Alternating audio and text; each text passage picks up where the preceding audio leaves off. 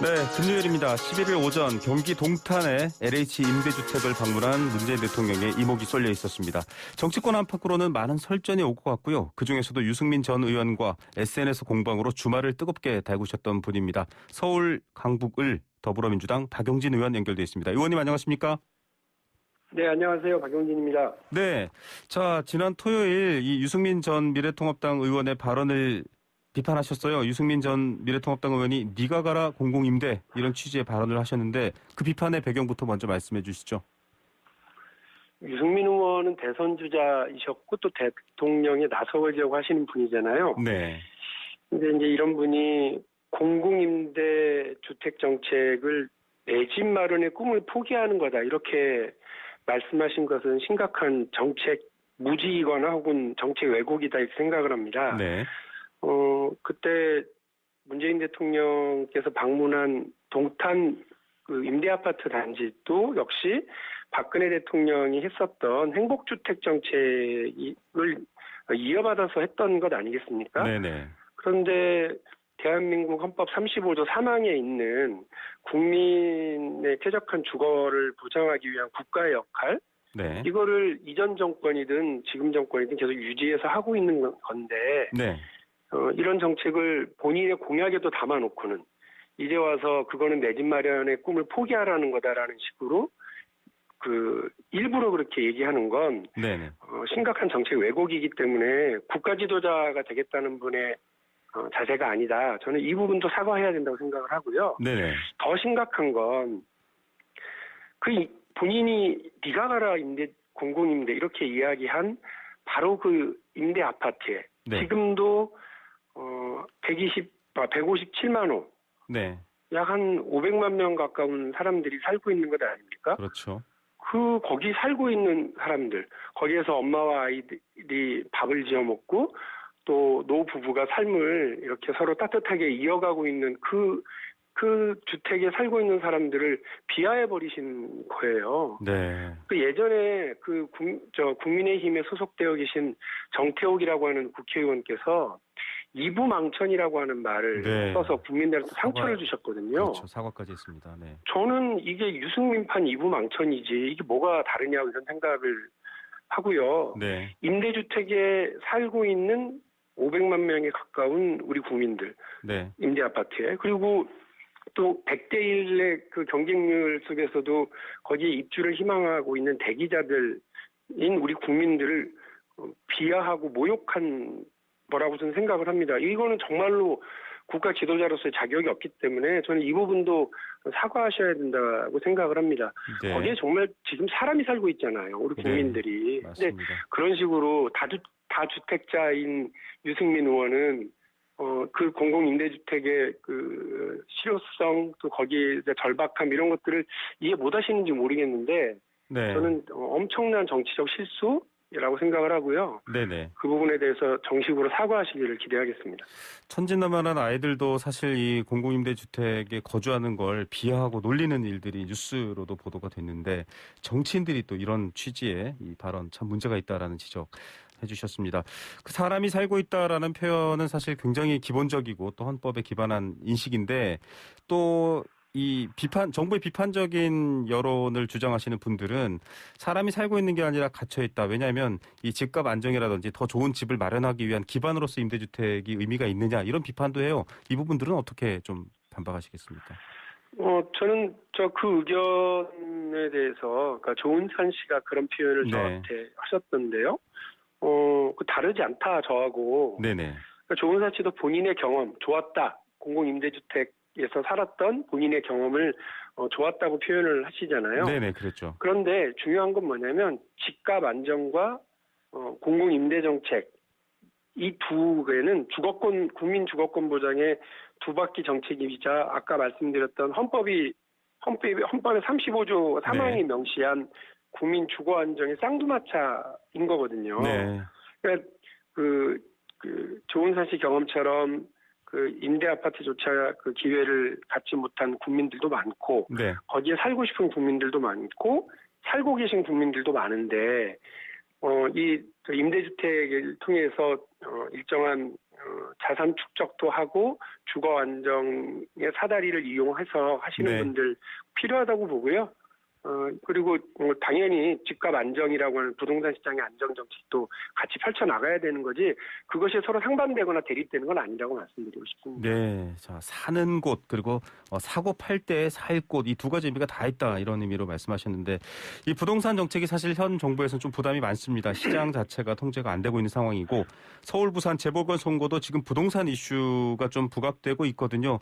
대권 주자 천명하셨기 때문에 의원님께서도 이 부동산 이슈 정부가 앞으로 어떤 방향으로 가야 될지에 대한 의견이 있으실 것 같은데요. 일단 부동산 시장이 불안해서 국민적 논란이 되고 있고 불안해하고 계신 것에 대해서는 집권 여당 일원으로서 사과의 말씀을 드리고요. 네, 주택 공급 정책의 실패가 가장 큰 원인이 아닐까 생각을 합니다. 네네, 그리고 그 후에 이제 정부의 대응도 효과가 매우 적었다고 하는 점도 인정을 해야 되길 텐데 네, 일단 아까 말씀드린 것처럼 국민 주거권 안정을 중심으로 가야 된다. 너무 지나치게 강남 3구의 아파트 받는 쪽으로 정부 정책이 집중될 필요도 없다고 저는 생각을 하고요. 네, 지금 현재 보면 우리 수도권의 자가주택 점유율이 한 50%밖에 되지 않는다. 이거는 역으로 한 50%는 누군가 임대의 방식으로 살고 있다는 것 아니겠습니까? 네, 그런데 임차인들이 자기 소득의 한 5분의 1 정도를 월세 형식으로 지불하고 있다라고 하는 네, 월세나 이자 형태로 지불하고 있다고 하는 연구 보고가 있거든요. 네네. 그래서 아까 말씀드린 것처럼 임대주택이라고 하는 주거사다리 정책을 통해서 가처분 소득을 늘리고 또 일정한 자산을 저축할 수 있도록 시간을 만들어주는 것 필요하다고 보고요. 네. 말씀드린 것처럼 분양 주택의 공급도 늘려야 합니다. 그래서 정부는 8사 대책을 통해서 수도권에 127만 원 공급을 추진하고 네. 있고 이런 방식으로 해서 주거 안정을 위한 쌍두마차를 잘 끌어나갈 수 있도록 해야 된다고 봅니다. 네, 자, 수요 억제뿐 아니라 또 공급 확대 이 두 가지의 조화가 필요하다인데 여러 가지 또 이슈가 많지만 좀 지켜보겠습니다. 국회로 잠시 눈을 돌려보겠습니다. 지금 야당이 필리버스터를 해도 이 필리버스터 종결 표결을 통해서 여당은 이제 관련된 여러 법안들을 통과시키고 있습니다. 국민의힘 필사항전이라는 표현까지 나왔는데 어떻게 보십니까? 근데 필리버스터 생각해 보면 네네. 필리버스터를 무제한 보장하겠다고 했었을 때도 국민의힘 의원들은 막 짜증내고 화내셨거든요. 아, 네. 뭐 생각하느냐 이러면서. 네네.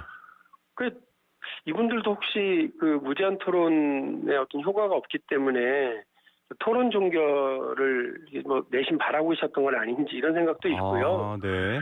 예, 코로나 위기 상황 아닙니까? 네네. 이렇게 의미 없는 토론을 계속 반복해가는 게 국민들께서는 한가해 보이지 않을까 이렇게 생각이 돼서 네네. 일단 토론 종결을 빨리 진행하고 그러니까 임시국회 열어서 코로나 방역 대책이라든지 이런 국가적 과제에 좀 집중하는 것이 어떻겠느냐는 생각입니다. 그럼에도 불구하고 또 최장기간 필리버스터 이런 것들이 관심을 받기도 했어요. 근데 그게 무슨 의미가 있는지 잘 모르겠어요. 네. 책 한 권 읽어서 12시간을 버티셨으면 책 3권, 4권 읽으면 더 오래 가지 않겠습니까? 근데 그것이 어떤 의미로 다가서는지를 잘 생각했으면 좋겠다 이런 말씀입니다. 예, 사실 여야 간의 이 필리버스터를 두고 또 의미가 다르기 때문에 한번 여쭤봤고요. 자, 의원님. 네네. 조금만 더 소화기 가까이 크게 말씀해 주시면 감사하겠습니다. 자, 윤석열 총장에 대한 징계위원회가 다시 열립니다. 15일로 예고가 돼 있는데 당내에서는 어떻게 바라보고 계십니까? 법에서 정한 절차가 진행 중이고요. 법과 네. 규정에 따라서 진행 중에 있으니까 정치권이 여기에 일일이 개입하지 않았으면 좋겠다. 이게 제 생각입니다. 네, 정치권이 아니라 법무부 징계위 구성에 대한 사실 절차적 정당성이나 실체적 정당성에 대한 논란도 여전하거든요. 충분히 윤석열 총장과 변호인단이 그와 관련된 논란에서 방어권과 변호권을 행사하고 있지 않습니까? 네. 네, 그 절차에 대해서 지켜볼 뿐이라고 저는 생각합니다. 네. 정치권이 여기에 대해서 이러쿵저러쿵 얘기하는 것 자체가 오히려 도움이 되지 않는다고 생각합니다. 네, 정치권과는 거리가 둬야 된다, 거리가 있어야 된다라는 말씀이시고요.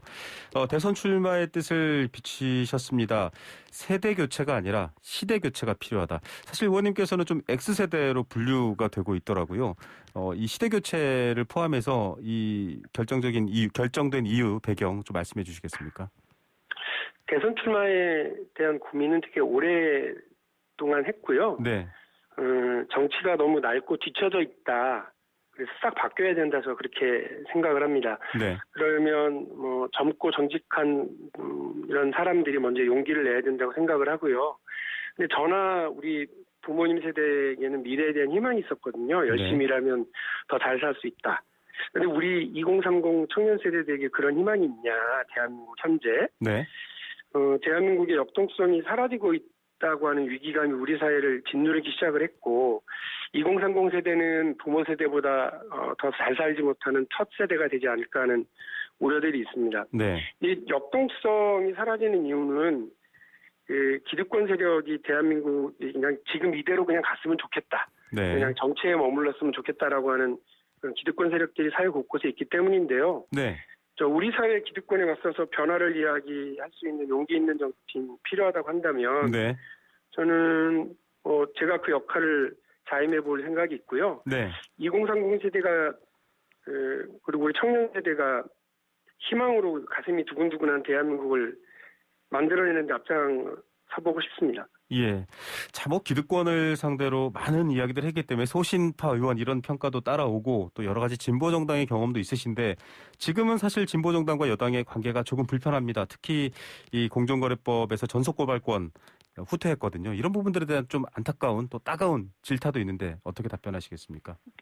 저뿐만이 아니라 저희 당의 많은 의원님들이 이번에 후퇴한 공정거래법 그리고 후퇴한 상법 개정안의 통과에 대해서 아쉽게 생각하고 내부 토론에서 충분한 비판을 냈고요. 네. 또 그와 관련해서는 법 개정안을 또 별도로 준비하고 낼 예정에 있습니다. 아, 네. 예, 이런 게 모두 다 우리 경제가 여전히 기득권 세력, 재벌 대기업 중심으로 구축되어 가면서 그들에 의해서 경제 혁신 에너지가 상실되고 있다고 하는 우려 때문에 나오고 있는 법들이잖아요. 네. 그래서 태습 재벌가의 시대에서 혁신 창업가의 시대로의 전환에 네네. 젊은 정치인들 앞장서야 된다고 생각하고요. 아까 네네. 말씀드렸던 청년 세대가 가슴 두근두근한 대한민국이라고 하는 게 경제에서는 그런 방식으로 혁신 창업에 에너지가 넘치는 그런 제도를 만들어야 된다고 생각을 합니다. 네. 저는 저 스스로에게 박용진한테는 사람들의 열정과 에너지를 이렇게 모아내는 응원단장, 네. 치어리더의 기질이 있다. 그렇게 저 생각하거든요. 그래서 네네.